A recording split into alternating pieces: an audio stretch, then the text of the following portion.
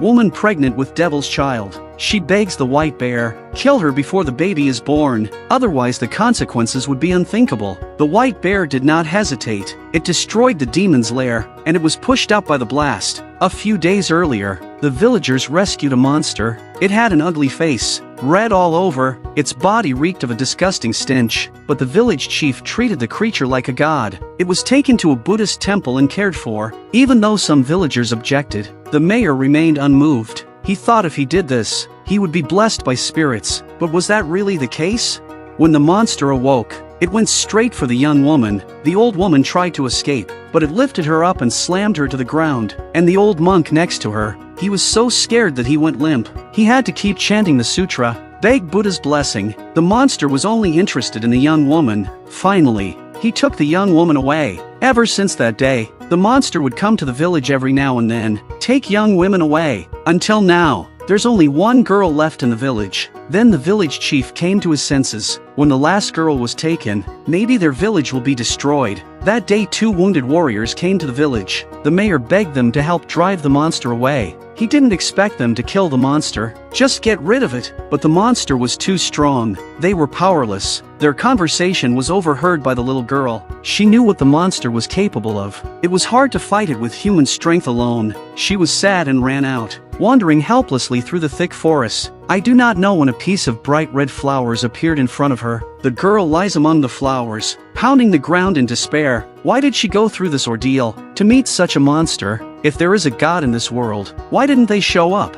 In her distress, a white bear appeared across the river. It is catching fish. The girl panicked and tried to escape, but by now her legs had lost their strength. She lies on the ground and plays dead, hoping to escape, but the bear didn't hurt the girl. It just looked at her quietly. Its eyes were full of kindness. It could be that this girl has no one to listen to her inner grievances. The girl told the bear everything that had happened in the village. The white bear seemed to understand the girl's words. It gently licked the girl's cheek, as if to say, "Don't worry." Then it turned and left. The little girl cried out not to go alone, as if he had not heard her. The white bear continued on his way. It sensed the forest for the monster's scent, looking for signs of the monster. Soon the scent brings the bear to a ruin. All the trees have been burned down. All around them are the remains of animals. And in the middle of the clearing, there's what looks like a spaceship. The white bear crawls through the hole in the middle. This is the monster's lair. Inside, there is a woman who has been captured by the monster. It turns out that the monster keeps taking young women, just to breed. It has destroyed countless families. It destroyed the entire village. The angry white bear immediately rushed forward. Destroy the monster's lair. This scene was spotted by the monster who had come back from outside. The monster was furious. It strangles the white bear and prevents it from moving. Although the white bear was very strong too, but it was like a child in front of the monster. It had to fight back with its own sharp claws. Finally, it managed to scratch the monster's eye. It breaks free, only to be immediately punched away by the creature again. The monster kept venting his anger at the white bear. Now the white bear wants to fight back, but it's too late. As it was about to be killed by the monster, the samurai who had been commissioned by the village chief came. He knew he could not defeat the monster, and yet he rushed forward with his spear in hand. His attack seemed to have no effect, but he was knocked out of the way by the monster. The little girl hiding behind a tree was also spotted by the monster. The monster dropped the bear in his hand. It came at the girl like a madman. It looked at the little girl. It's like looking at delicious food. Just at that moment, the monster was struck by a sudden blow. It was the white bear that saved the little girl. The monster was furious. It kicked the bear away. Then,